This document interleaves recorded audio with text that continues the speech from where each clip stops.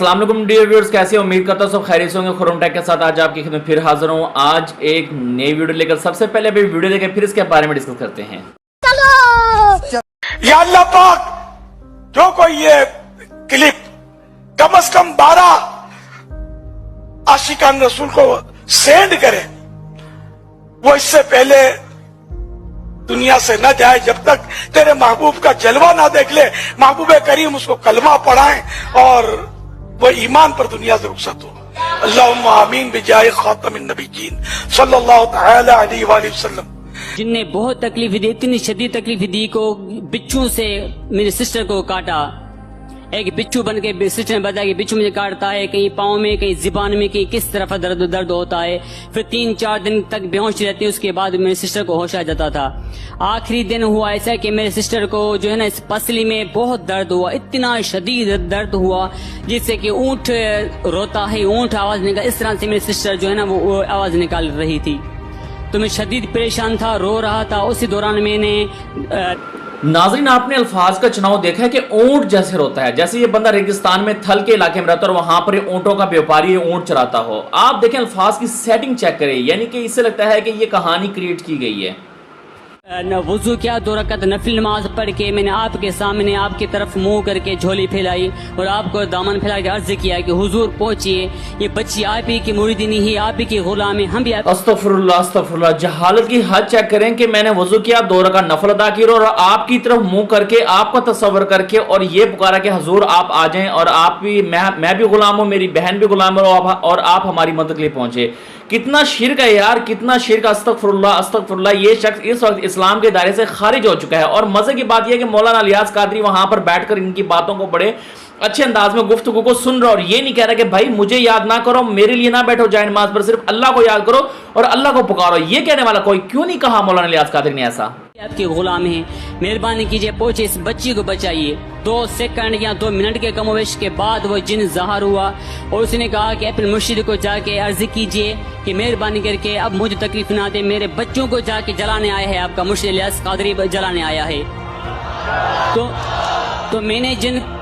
तो हुजूर मैंने जिनको कहा कि नहीं ऐसा नहीं होगा क्योंकि वो कराची में है। अब मैं उसे किससे, उसने बोला जैसे आपने उसको वहां बुलाया है ऐसे वैसे अपने मुर्शिद को अर्ज कीजिए कि बड़ा मेहरबानी मेरे बच्चों को ना जला, मैं जो है ना आपके सिस्टर को छोड़ के जा रहा हूँ, कहोगा आप आज के बाद मैं कभी भी नहीं आऊंगा।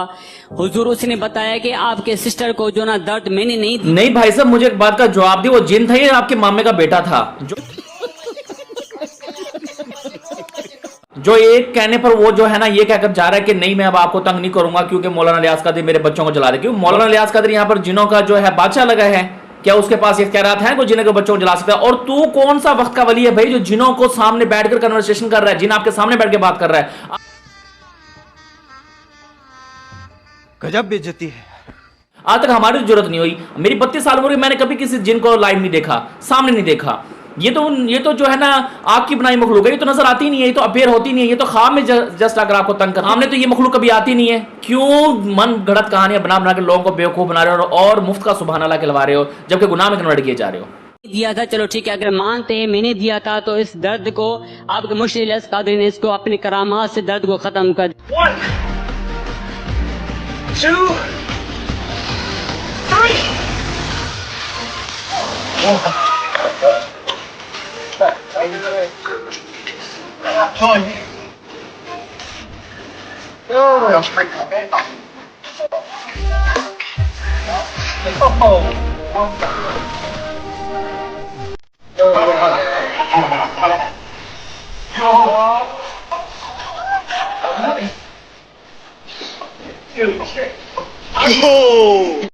तो क़यामत के रोज़ हर मुरीद अपने पीर के झंडे तले होगा।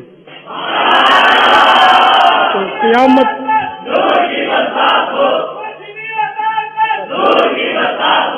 अल्लाह ताला ने गौस पाक के सदके में मुझ पर करम फरमाया तो सारे अत्तारी इंशाल्लाह एक जगह जमा होंगे।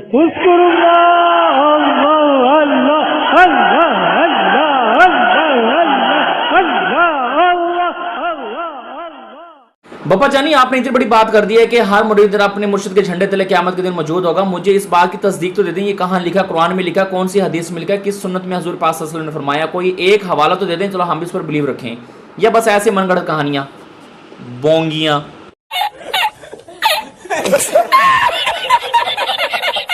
अमीर सुन्नत जब वहां 1979 में तशरीफ ले गए तो आपको बड़ी आपके वालिद साहब के बारे में लोगों ने बताया कि वो कितने नेक, पारसा और कितने परहेजगार थे।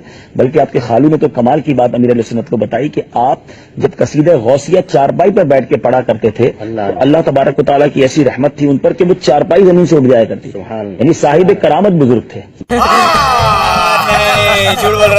धंधा फर्स्ट क्लास चल रहा है, टकाटक चल रहा है और नोटों की तो बारिश हो रही है। मुझे आप सब मिलकर एक बात बताएं, कभी किसी ने मौलाना इलियास कादरी के वालिद साहब को देखा है? उनका किसी ने नाम सुना है?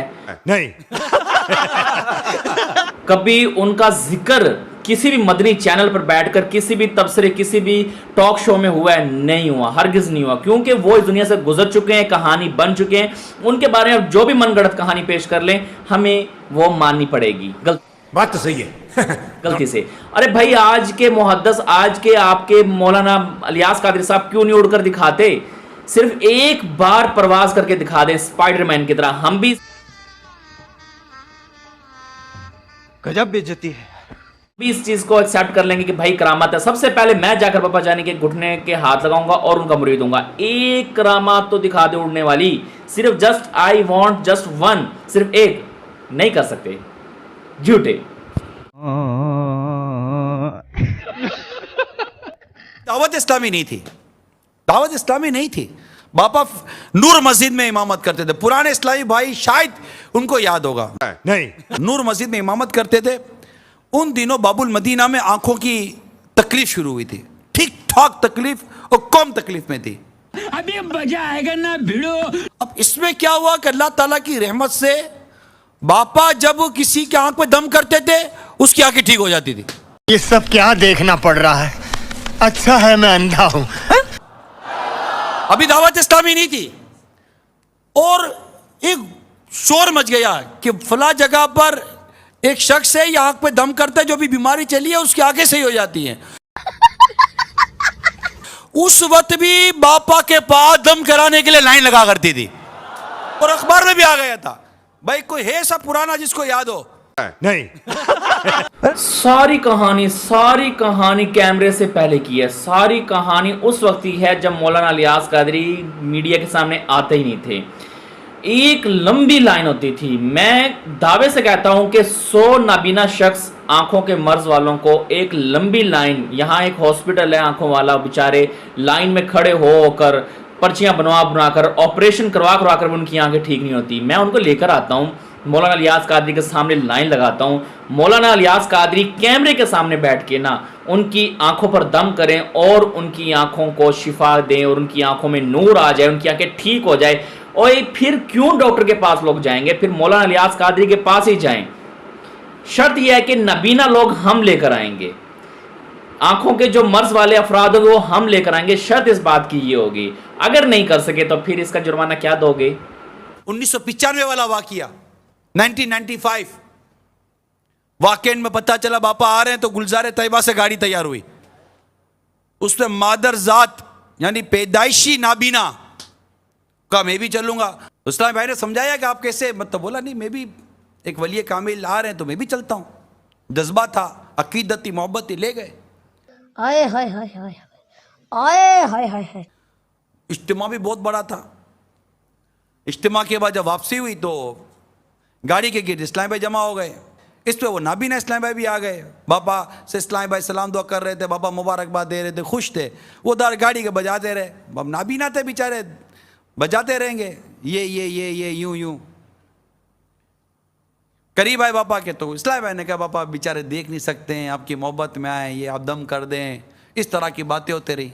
अमीर अहले सुन्नत ने दम भी किया, आंखों पर उंगलियां फेरी और जब टॉर्च लगाई तो उसकी आंखें रोशन हो गई।